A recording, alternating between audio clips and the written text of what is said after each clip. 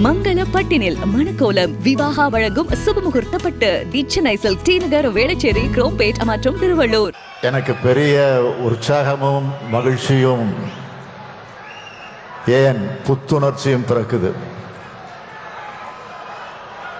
தெற்கில் விடியல் பிறந்திருக்கிறதை போல விரைவில் இந்திய நாடு முழுவதும் விடியல் பிறக்கும்ன்ற நம்பிக்கை வந்துடுச்சு. இன்னும் சொல்லணும்னா எனக்கு 20 வயசு குறைஞ்சிட்ட மாதிரி ஒரு புது தெம்பு வருது.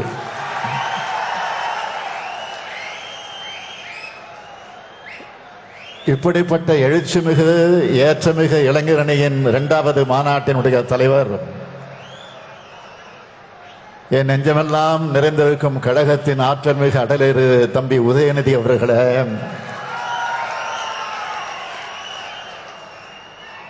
உரையாற்றி அமர்ந்திருக்கும் கழகத்தின் பொதுச் செயலாளர் என்னுடைய ஆருயிர் அண்ணன் துரைமுருகன் அவர்களே,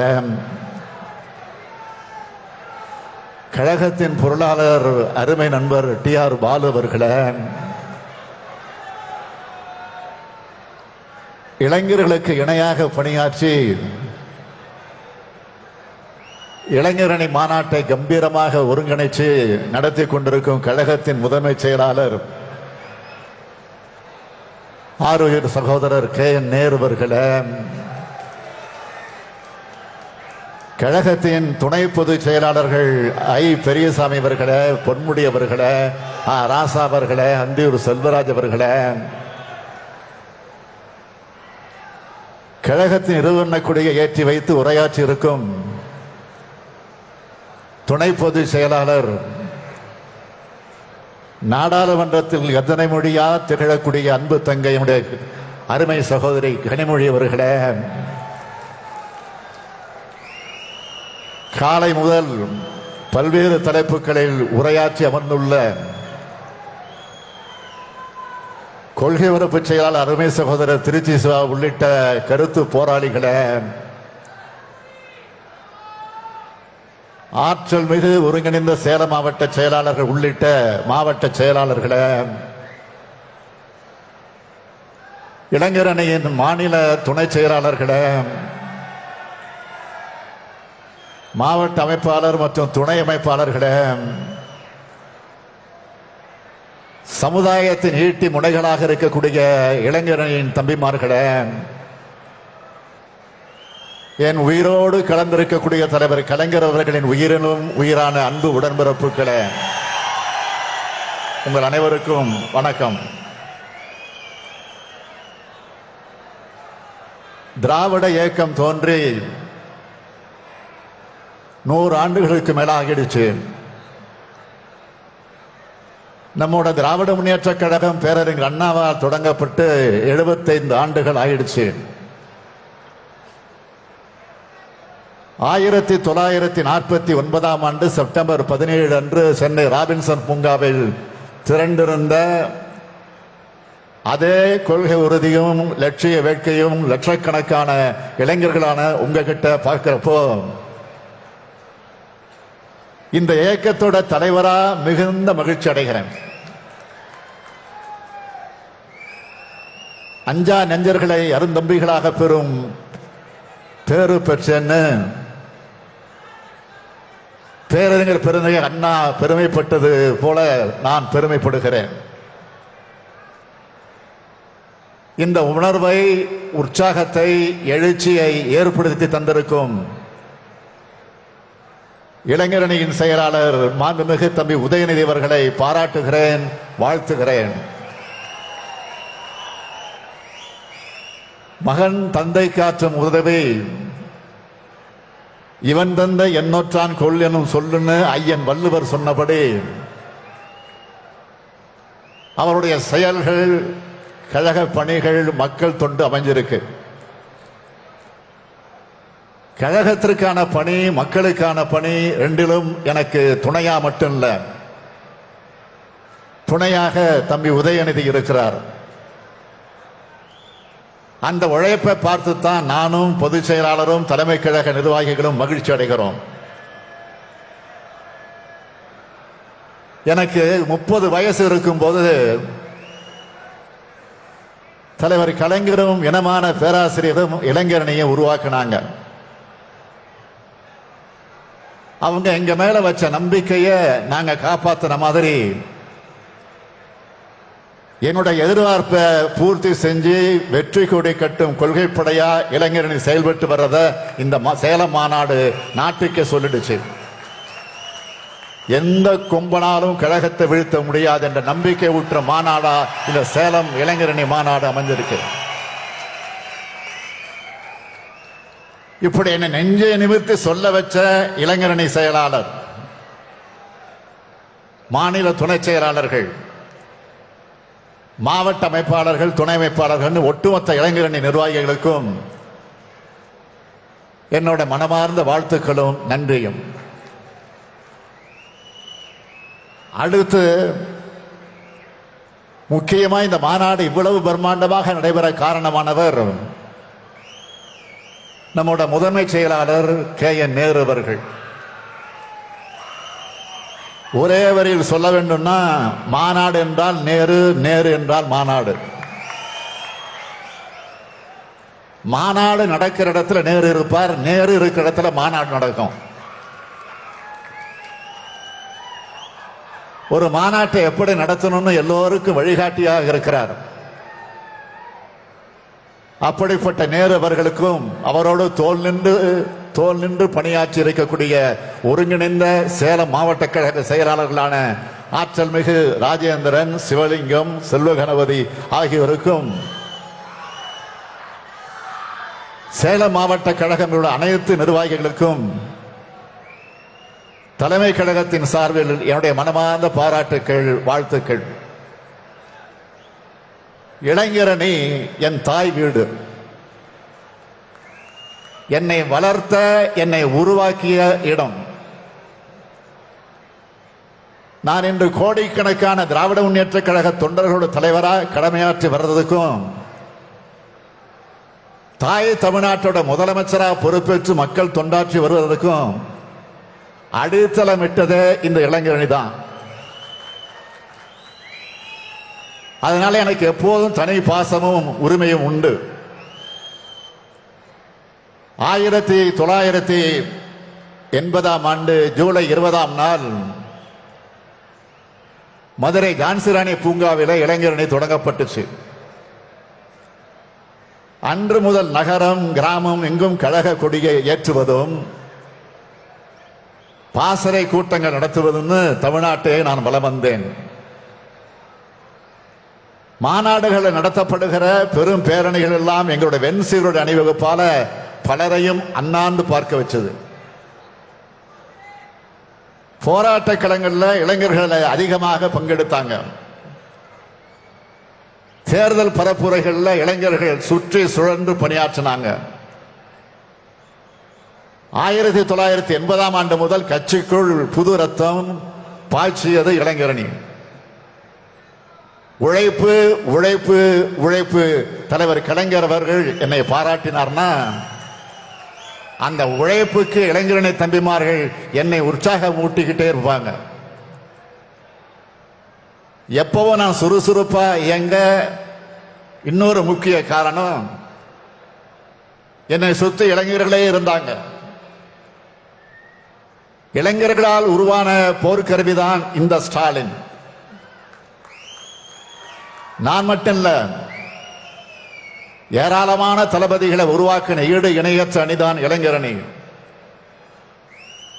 எங்களால் உருவாக்கப்பட்ட பலரும் எம்எல்ஏ, எம்பிக்களா, அமைச்சர்களா, மாவட்ட செயலாளர்களா உயர்ந்தாங்க.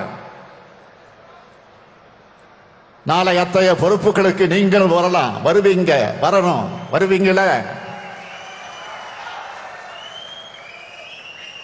அந்த உயரத்துக்கு உங்க உழைப்பால உங்களை நீங்களே தகுதிப்படுத்திக்குங்க. இளைஞரணி தம்பிமார்களே, நான் உங்களுக்கு அறிமுகம் செய்ய விரும்புகிற கொள்கை உணவு எது தெரியுமா? பல்லாயிரம் ஆண்டு வரலாற்றை கொண்ட நம்முடைய தமிழினத்தின் வரலாற்றை தெரிஞ்சுக்குங்க. நூற்றாண்டு வரலாற்றை கொண்ட திராவிட இயக்கத்தின் கொள்கையும் அதுக்காக போராடின தலைவர்களின் வரலாற்றையும் முழுமையா தெரிஞ்சுக்குங்க. திராவிட முன்னேற்ற கழகம் 6வது முறையா ஆட்சியில் இருக்கு. ஒவ்வொரு முறை ஆட்சியில் இருந்த போது இந்த தாய் தமிழ்நாட்டுக்கு செஞ்சு கொடுத்த சாதனைகள், தீட்டிய திட்டங்களை தெரிஞ்சு வச்சுக்குங்க. அப்பதான் இந்த நவீன தமிழ்நாட்டை உருவாக்கி கொடுத்த சிற்பி நம்ம தமிழக தலைவர் கலைஞர்னு உங்களுக்கு புரியும். அது மட்டுமல்ல, தமிழினத்துக்கு எதிரான நாசகார சக்திகள் இதுவரை எந்த வகையிலெல்லாம் நம்ம தமிழினத்தோட மொழியையும் பண்பாட்டையும் நாசம் செஞ்சதுன்னு உங்களுக்கு புரியும். கொள்கை உணவுதான் கொள்கை உணர்வூட்டும், உங்களை செழுமைப்படுத்தும். உங்கள் மூலமாக கழகத்தை தமிழ்நாட்டை வளர்க்கும். இன்றைக்கு காலை முதல் துணை பொதுச் செயலாளர் ராசா உள்ளிட்ட பலரும் பல்வேறு தலைப்புகள்ல பேசினாங்க. இந்த தலைப்புகள் தான் உங்களுக்கு பாட புத்தகங்கள். இந்த தலைப்புகள் கொண்ட புத்தகத்தை அந்த பேச்சாளர்கள் கொண்டு எழுத வையுங்க. உதயநிதி உங்களுக்கு அதை உருவாக்கி தருவார். ஏன்னா ஒரு காலத்தில் கழக மாநாடுகள் 4 நாட்கள் நடக்கும், 3 நாட்கள் நடக்கும். அப்ப எல்லாத்தையும் விரிவா பேச முடியும். ஆனா இப்போ ஒரு நாள் மாநாடு ஆயிடுச்சு. இன்னும் சொன்னா ஒரு காலத்தில் மாநாடு நடத்தினா மட்டும்தான் இதெல்லாம் சொல்ல முடியும். ஆனா இப்ப மாநாடு நடத்த சொல்ல வேண்டியதை வீடியோ எடுத்து கழக அமைப்புகளின் சார்பில் சமூக ஊடகங்களில் பதிவிட்டா ஒரே நேரத்தில் லட்சக்கணக்கானவங்களுக்கு போய் சேரக்கூடிய அளவுக்கு நவீன தொழில்நுட்பம் வளர்ந்துருச்சு. அப்படிப்பட்ட தொழில்நுட்பத்தை பயன்படுத்தி நம்மோட கொள்கை பரப்புரைய தொய்வில்லாம நீங்க செய்யணும். கொள்கை உரம்தான் உங்களுக்கு உரம். கொள்கை உரம்தான் கழகத்திற்கான உரம்.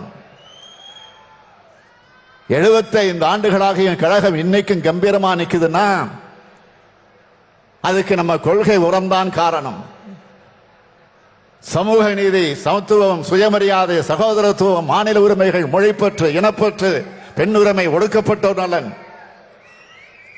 எல்லோருக்கும் எல்லாம் என்கிற அடித்தளத்தில் உருவாக்கப்பட்டதுதான் திராவிட முன்னேற்ற கழகம். ஒரு சீர்திருத்த இயக்கத்தின் கையில் ஆட்சி நடத்த வாய்ப்பு வருமானால் என்னென்ன செய்ய முடியுமோ அவை அத்தனையும் செஞ்சு காட்டி இருக்கோம். தமிழ்நாட்டோட வளத்துக்கும் நலத்துக்கும் காரணமானவர்கள் நாம். இதுக்கு இப்போ ஆபத்து வந்திருக்கு. அந்த ஆபத்தை உணர்ந்து தடுக்கிறதுக்காகத்தான் இளைஞரணி மாநாட்டையே மாநில உரிமை மீட்பு மாநாடா நாம ஏற்பாடு செஞ்சிருக்கோம். நாம பெயர் சூட்டின நம்மோட தமிழ் நிலத்துக்கு ஆபத்து இப்ப வந்திருக்கு. மொழியை அழிச்சு, தமிழ் பண்பாட்டை அழிச்சு, மாநில மதிப்பு அழிச்சு, அதன் மூலம் தமிழினத்தை அழிச்சு நம்மளை அடையாளமற்றவர்களாக ஆக்க பாசிச பாஜக திட்டமிட்டு இருக்கு. இன்னொரு பக்கம் 10 ஆண்டு கால தமிழ்நாட்டை எல்லா வகையிலும் பாழ்படுத்திய கட்சி அதிமுக. அவங்க அழிவு வேலைகள் அனைத்தையும் மக்கள் மறந்திருப்பாங்கன்னு நினைக்கிறார் பழனிசாமி.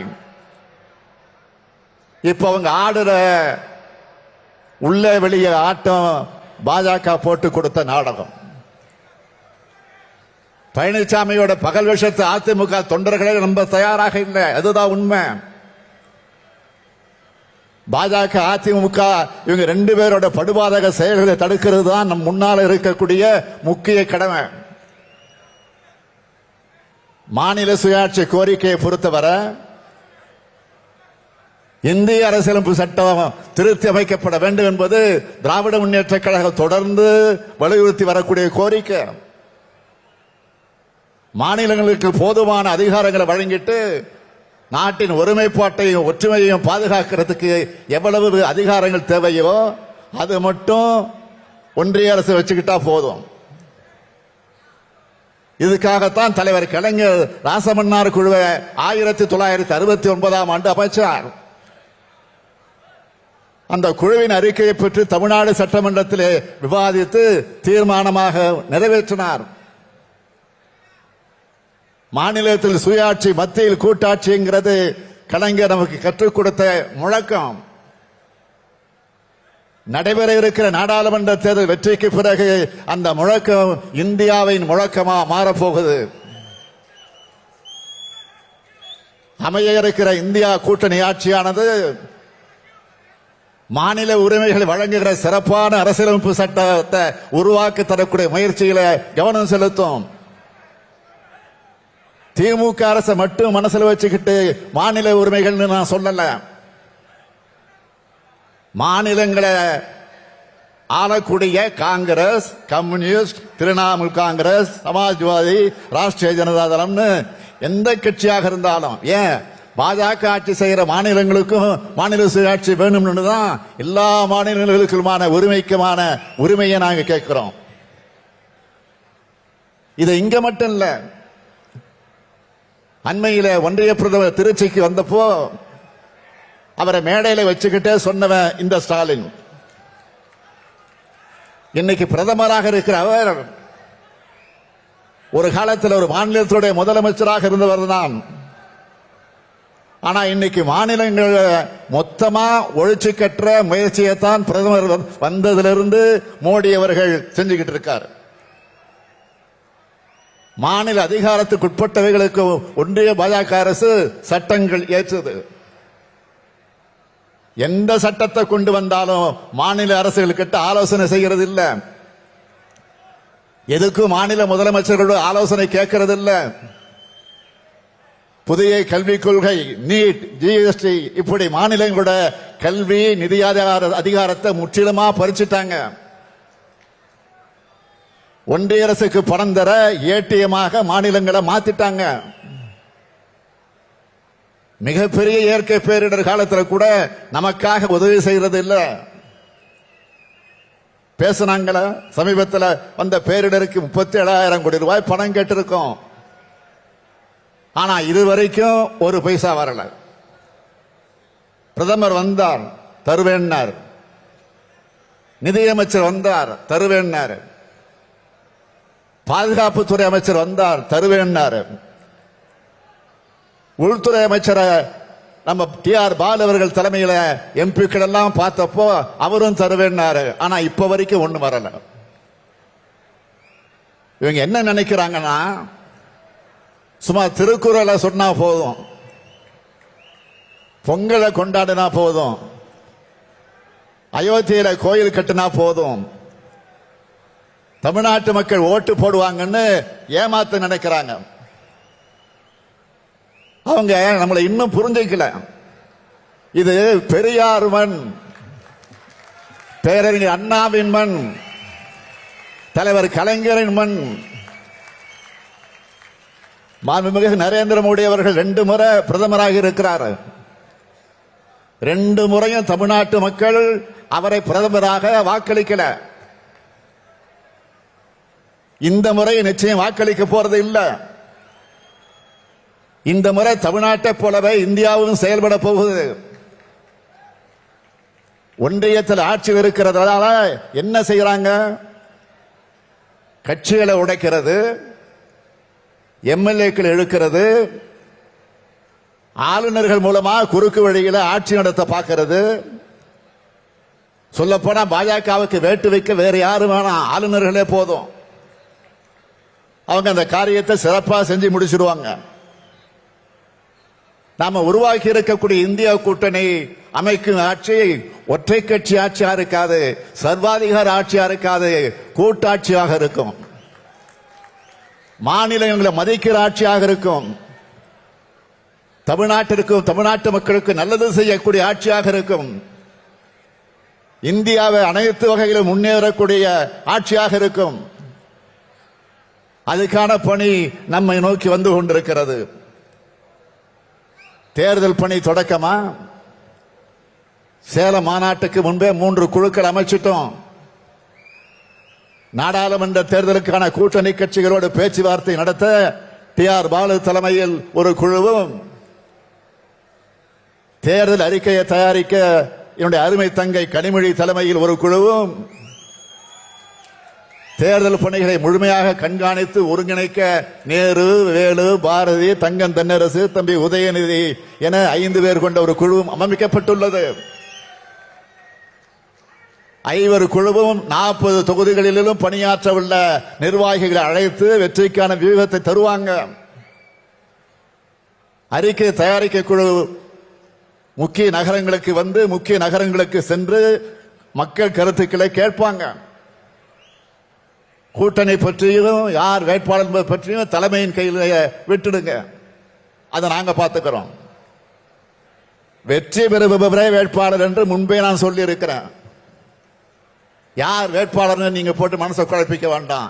யார் வெற்றி பெற போறாங்களோ அவங்க தான் வேட்பாளர், இது உறுதி. பல்லாயிரக்கணக்கான வாக்குச்சாவடி முகவர்கள் இருக்கிறார்கள், லட்சக்கணக்கான நிர்வாகிகள் இருக்கிறார்கள், கோடிக்கணக்கான உடன்பிறப்புகள் இருக்கிறார்கள். 40 நமதே, நாடு நமதே என நாளை முதல் புறப்படுங்கள். வருகின்ற 3 மாத காலம் நீங்கள் உழைக்கும் உழைப்பில் தான் இந்தியாவினுடைய அடுத்த 5 ஆண்டு எதிர்காலம் அடங்கியிருக்கு. உங்கள் உழைப்பை முழுமையாக வழங்குங்கள். நம் அனைவரின் ஒற்றை நோக்கம் இந்தியா கூட்டணியை வெல்ல வைப்பது, இந்தியாவை வெல்வது. இதுதான் சேலம் மண்ணில் நின்று இந்த நாட்டுக்கு நாம் சொல்லும் செய்தி. என் உயிரினும் மேலான இளைஞரணி தம்பிமார்களே, உதயநிதி மட்டுமல்ல, நீங்கள் அனைவருமே என்னுடைய மகன்தான். உங்கள் ஒவ்வொருவரையும் என் மகனாக, கழகத்தின் கொள்கை வாரிசுகளாகத்தான் பார்க்கிறேன். உங்கள் அனைவரையும் இங்கிருந்தபடியே அரவணைத்து அணைத்துக் கொள்கிறேன். உங்களால் நான் இப்போது 1,00,000 பேரின் சக்தியை பெற்றுவிட்டேன். சேலத்தில் சூளுரைப்போம், சேர்ந்து எழுவோம், இந்தியா கூட்டணி வெல்லட்டும், அதனை காலம் சொல்லட்டும். நாடும் நமதே, 40 நமதே. நன்றி வணக்கம் என்று சொல்வதற்கு முன்னால் உங்களுக்கு அன்பான வேண்டுகோள், வாகனங்களில் செல்லக்கூடியவர்கள் பொறுமையாக, மெதுவாக, அமைதியாக, அவசரமில்லாமல் பத்திரமாக அவர்கள் ஊர்களுக்கு, அவர்கள் வீடுகளுக்கு போய் சேர வேண்டும். இந்த செய்தி நாளை காலை எங்களுக்கு வந்து கிடைக்க வேண்டும். அதைத்தான் உங்கள் கால் பணிந்து பணிவோடு கேட்டு விடைபெறுகிறேன். நன்றி, வணக்கம். செய்திகளை உடனுக்குடனும் துல்லியமாகவும் தெரிந்து கொள்ள சப்ஸ்கிரைப் பண்ணுங்க.